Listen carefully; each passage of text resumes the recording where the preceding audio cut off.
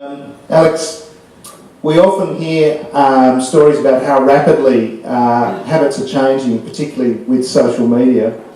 How's social media affected the work you do at Southern Cross?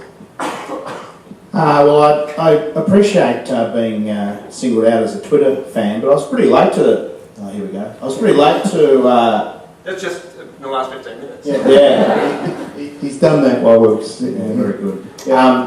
I was late to the Twitter bandwagon, but I haven't looked back since I started using it, and Twitter is a huge part of my day now, and I love using it while I'm at work, and I think those stats on Saturday and Sunday, I would use it less on Saturday and Sunday and more during the week. That's just me. I do politics for Southern Cross, and I tweet a lot about state politics using the Polytaz hashtag. I'm probably a little bit risky because I have a personal Twitter account that I use for work and social things, and it's a very dangerous tightrope to walk doing that. I think I push the envelope a lot. I think the only time I've seriously pushed it too far was when I was drunk and challenged an ABC Radio Geno to a fight. On Twitter. I think that's a badge of honour, isn't it, Alex? I'm not sure whether it was an advantage or a disadvantage that he wasn't on Twitter, but... so that's too far. I remember sitting on the toilet at 5:45 deleting all those tweets. People had screen captured them, so that's too far. But the rest of the time I've got to be careful that I don't say anything that's going to put Southern Cross in a really bad light.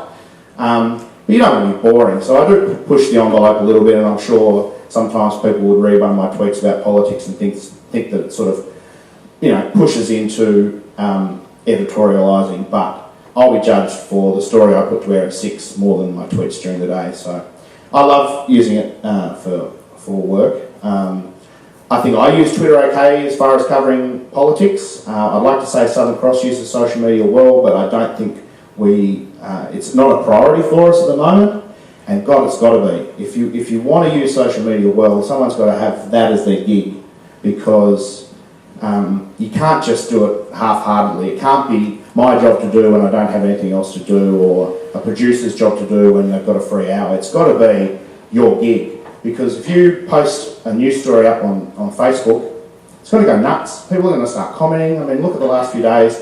The comments about the Sydney riots, it's just some utterly disgusting stuff up there. And if you don't have someone monitoring your social media all the time, it's a bad look. That's why I'm a huge fan of Twitter, because my Twitter page is my Twitter page, and someone clicks on it, sure, you could go in and look at people that have written back to me, but you've got to delve deep. But my Twitter page can't be spammed by someone else.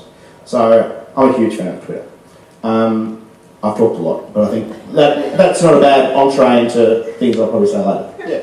Can you go back? That's a good example of the immediacy of social media. I went out to Cosmos, it was when the NDIS was signed off on, and I tweeted that picture, and I got a really good response from people. That's on Instagram, but you can link it with Twitter, obviously. And it was just a nice personal side of a story that was pretty dense, like the NDIS insurance scheme. And that's, I like stuff like that. So, and here's a couple of other interesting tweets from Alex. If you want to follow his handles. I'm bloody serious about the top one, by the way. I have no money, and Kyle Sandlin says a $15 million house, and I don't really see the difference between him and I.